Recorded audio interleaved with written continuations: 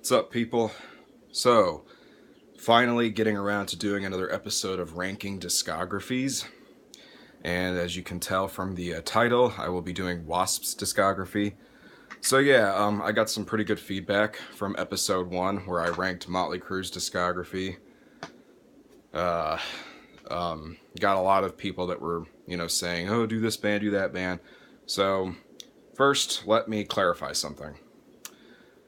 If I'm not super familiar with the band's discography, or like if I don't know every single album really well, I probably won't do it, just because I feel like it would be kind of, I don't know what the word I'm looking for is, but I don't feel like it would be very truthful if I were to rank a band's discography if I don't really know their discography, extremely well. So, yeah. Alright, so we got a lot of albums to get through because, let me check here. Yeah. W.A.S.P has 15 studio albums, so we have a lot to get through. So let's go ahead and get started.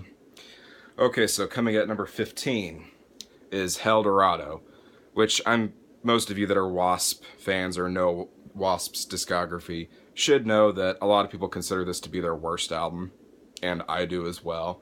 I still like this album. I still enjoy it. It's a good album if you want dirty, raunchy rock and roll, but it is definitely their worst effort, in my opinion.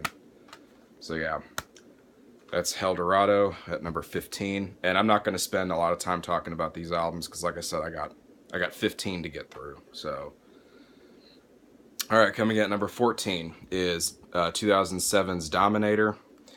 Yeah, so Dominator was kind of the start of W.A.S.P's kind of transition into their, newest kind of style that they're at right now. And I felt like a lot of this album was filler, even though there are a lot of good songs on this album, like Mercy, Take Me Up, Long, Long Way to Go, and of course the classic Heaven's Hung in Black, which has pretty much become a staple in their set list. So yeah, still a good album, just definitely one of their worst. So yeah. Number 14, W.A.S.P, Dominator. I don't know why I said the name of the band, but I'm used to doing collection updates where I say the name of the band and the album, so yeah. Alright, so coming at number 13 is Babylon. So yeah, Babylon is 2009 album, their second newest album. Again, I really enjoy this album. I just don't feel like it's one of their best. And what also did not help with this album was that they threw 2 cover tracks on here. I really don't think that helped this album at all. I think they would have been better off leaving, either adding a couple of more original tracks or taking off one of the covers and then adding an original. I don't know. It kind of reminded me of what they did on Inside the Electric Circus. They had 2 fucking covers, and Inside the Electric Circus is also considered one of W.A.S.P's, not as good albums. So yeah. So yeah, Babylon comes in at number 13. Still a good album. There's a lot of good songs on here. It's just, they could have done without the 2 covers. So yeah. Alright, coming at number 12 is W.A.S.P's newest full length from 2015. This is Golgotha. So yeah, this is a fucking really good album. There's a lot of really good songs on here. Kind of,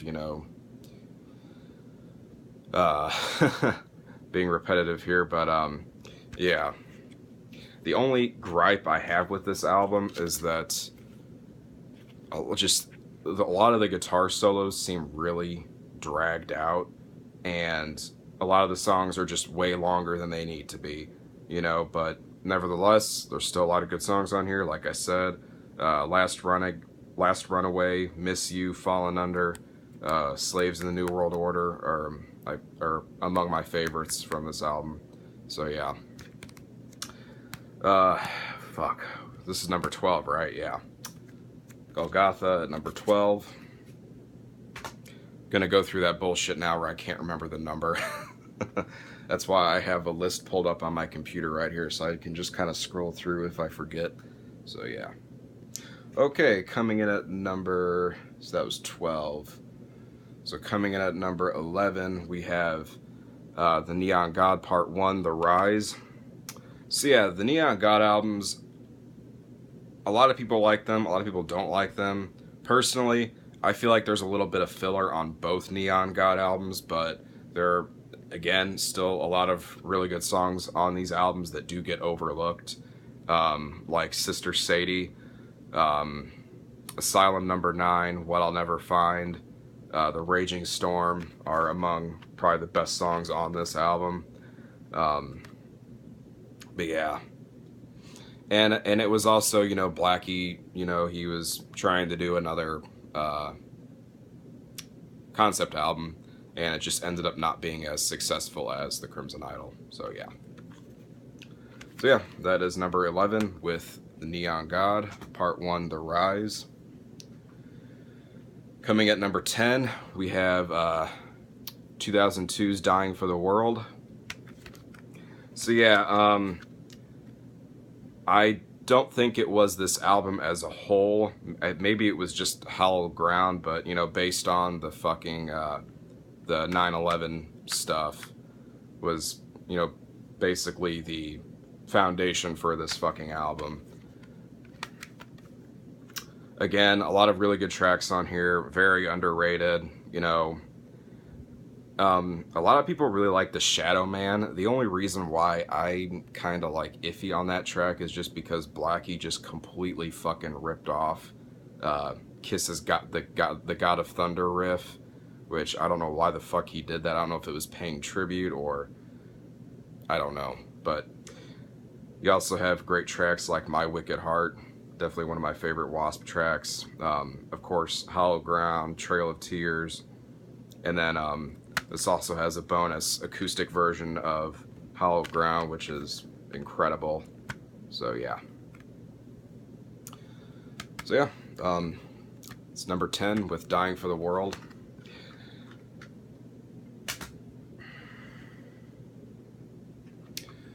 Number 9, we have the Neon God Part 2, The Demise. So yeah, out of both Part 1 and Part 2, this is definitely my favorite, as you can tell.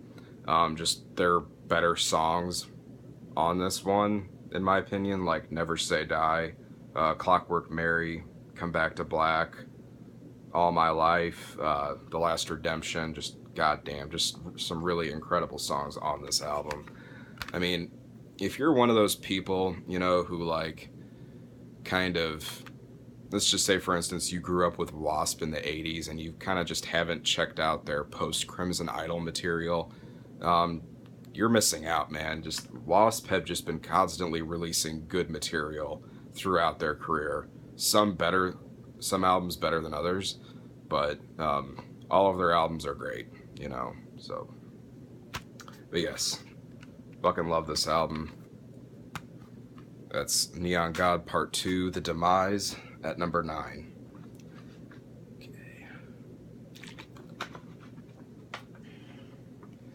Coming at number 8, we have Inside the Electric Circus. So yeah, I'm sure a lot of you are kind of surprised that this made it so high on the list. I mean, it's not really high, it's more like, you know, halfway, but yeah, like I said, definitely one of, you know, W.A.S.P's more weaker albums, but again, there's a lot of great tracks on here that get overlooked, like Restless Gypsy, 95 Nasty, Sweet Cheetah is another really good one, I'm Alive, Shoot from the Hip, The Rock Rolls On. Just a lot of really good tracks on here that just don't get any attention. And as much as I enjoy both of the cover tracks on this album, I just feel like that's what killed it for this album, was that just kind of showed that they were just kind of fucking winging it when they threw this album out, was when they did the 2 cover tracks. So again, I really don't think that helped with this album. But yeah. So yeah, that's number 8 with Inside the Electric Circus. Coming at number 7, we have The Last Command. So yeah, I mean, this is a classic fucking album. I mean, I don't really need to say much about it. It's got a lot of tracks on here, again, that a lot of W.A.S.P fans really like, but they, you know, they obviously weren't the big songs, you know, because you got like Widowmaker, Fistful of Diamonds, Ball Crusher, Cries in the Night, Sex Drive, fucking classic tracks. And then of course you got the popular ones, Blind in Texas and Wild Child. But yeah. So yeah, I don't need to say shit about this album though, so yeah. That's The Last Command, coming in at number 7. Ugh, excuse me. Alright, so a lot of you might be surprised that these next couple albums got so high on the list, but I just feel like they're really underrated, and there's a lot of really good songs on here, so yeah. So, number 6, we have Still Not Black Enough. I absolutely love this album. I know this album gets shit on quite a bit, but I fucking love it. I feel like, but you know, I realized that this album came after the Crimson Idol, so people were expecting something better, you know, or not better, but they were expecting something along the lines, which this is along the lines. I just feel like this album's a lot more simple than the Crimson Idol. Maybe that's the reason why it wasn't as well received, and because it's more based on Blackie's life than, you know, as something being made up, as opposed to the, you know, as opposed to the Crimson Idol. So if that makes any sense. But yeah, again, great songs on here. The title track is fucking great. Black Forever was the single. Goodbye America, Keep Holding On, Rock and Roll to Death, Breathe, No Way Out of Here, I Can't. Just every song is great. I love this album so much. A lot of really good songs on here, guys. Definitely go check this one out if you haven't. So yep, that is Still Not Black Enough at number 6. Okay, so now we get into the top 5. So coming at number 5, we have Kill Fuck Die. So yeah, I mean, this album really divides W.A.S.P fans. 50% love it, 50% hate it. A lot of people say that it was just, you know, Blackie trying to be Marilyn Manson, which was not the fucking case, because this album is better than Marilyn Manson. This album is better than anything Marilyn Manson has ever done or will ever do. And so yeah. And just in terms of aggression and lyrics, this album has W.A.S.P's most brutal music and lyrics. Just out of all the releases, this album is their most brutal in terms of lyrics and music. Especially the lyrics. The lyrics on this album are just incredible. Just so goddamn good. And of course, you know, if you haven't heard this album, this is not like a traditional W.A.S.P album. This is more industrial sounding. So, but I encourage you to go check it out if you haven't, because I was one of those people who didn't really like this album at first either, but after a few listens, it does grow on you. So, check it out if you haven't. That's KFD, or Kill Fuck Die, at number 5. Alright, coming in at number 4 is Unholy Terror from 2001, if I remember correctly. Oh my god, this album is so fucking good. Jesus. Again, this album is just showcases so much of Blackie's just amazing fucking songwriting. You know, you got Let It Roar, which is basically I Want to Be Somebody Part 2, but a more aggressive, you know, song. Hate to Love Me, Locomotive Man, Charisma is probably the best track on the album. Ravenheart, and then you got the instrumental Euphoria, which I fucking love that song. But goddamn, basically this album was kind of like the Headless Children Part 2. A lot of the same subject matter on this album. So if you love the Headless Children and you haven't heard this album, definitely go give this one a listen. So yeah, that is number 4 with Unholy Terror. Coming at number 3, we have the self-titled debut album. So yeah, I mean, this this album was gonna be very far up, regardless, because I mean this is the album that started it all. This is an absolute classic. I don't really need to say anything about this album. Every song is amazing. Favorite track from this album will always be Hellion. Fucking love that song. So yeah. That is the self-titled debut album at number 3. At number 2 we have The Crimson Idol. So yeah, I'm sure a lot of you were thinking that I was going to choose this as number 1, seeing as how if you watched my channel for a long time, you know that I've said multiple times that this is my all-time favorite album. But I feel like The Headless Children is a little bit stronger than this album.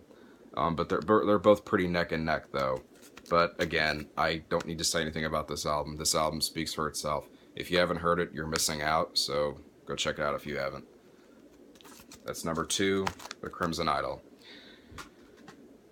And of course, number 1 is The Headless Children. What can I say? Just a fucking phenomenal album. Every song is amazing. You cannot go wrong with this album. In my opinion, if you've never checked out W.A.S.P, these are the 3 albums you should go listen to. If it's your first time checking out W.A.S.P, these are the 3 albums you should go listen to. In my opinion. But yeah. This album speaks for itself, just like The Crimson Idol. If you haven't heard it, you're fucking missing out. So yeah. And in my opinion, this is W.A.S.P's best album. So yeah. There's The Headless Children at number 1. So yeah, that is my ranking of W.A.S.P's discography. Let me know what you think in the comments. If you want to rank their discography for yourself, go ahead and post that in the comments as well. It'd be interesting to see other people's rankings. So yeah, that's all I got, guys. Take it easy. I'll see you in the next video.